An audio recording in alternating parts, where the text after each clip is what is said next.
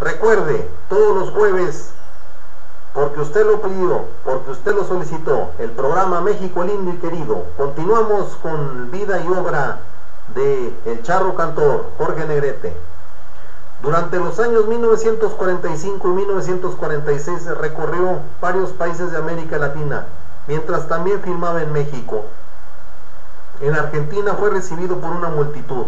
En el Teatro Colón de Buenos Aires cantó Vestido de Gaucho, Adiós Pampa Mía, de Mariano Mores, con un lleno total. De ahí viajó a Chile con éxito, sin precedentes en otros artistas extranjeros.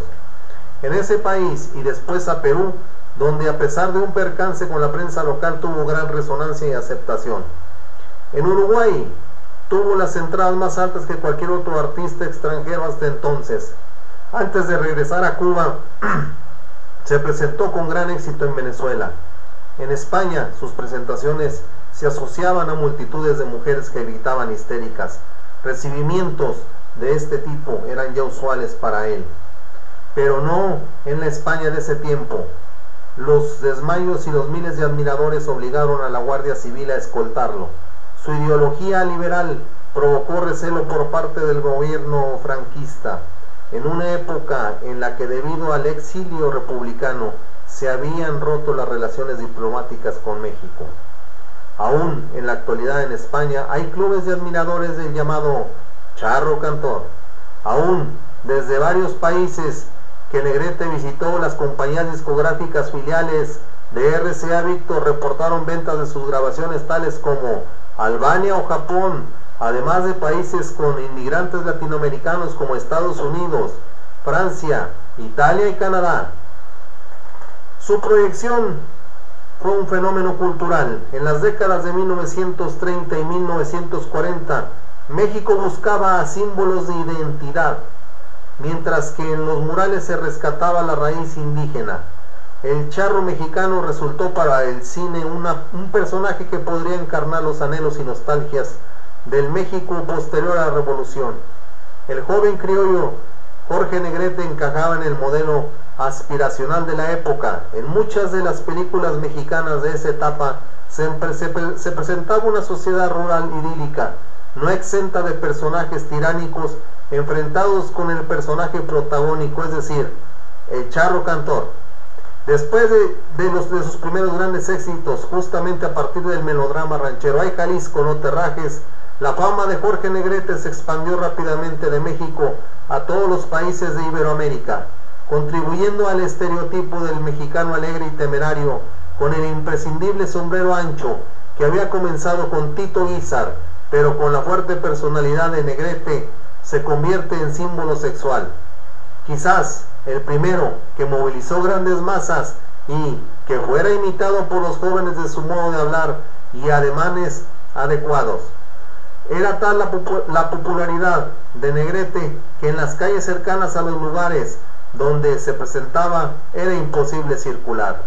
La histeria colectiva que provocaba y que tanto indignaba a sus críticos era realmente algo nuevo y desconcertante para la recatada sociedad de ese tiempo. En México, cuando los niños asistían a festividades, muchas madres solían peinarlos con un copete alado, como Jorge Negrete, y vestirlos de charros.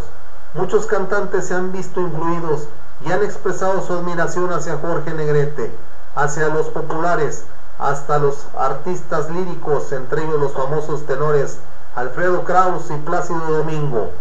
También hubo una inventada rivalidad entre Pedro Infante y Jorge Negrete, que se debía precisamente a la popularidad de ambos.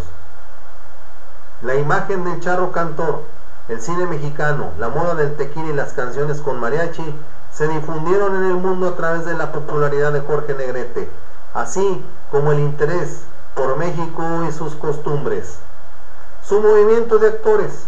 Algunos años después de su despegue como estrella internacional, Jorge Negrete, que mostraba características de líder desde la infancia, emprendió una lucha a favor de los trabajadores del espectáculo. Durante las décadas de 1940 y 1950, el cine en castellano se concentraba mayoritariamente en México.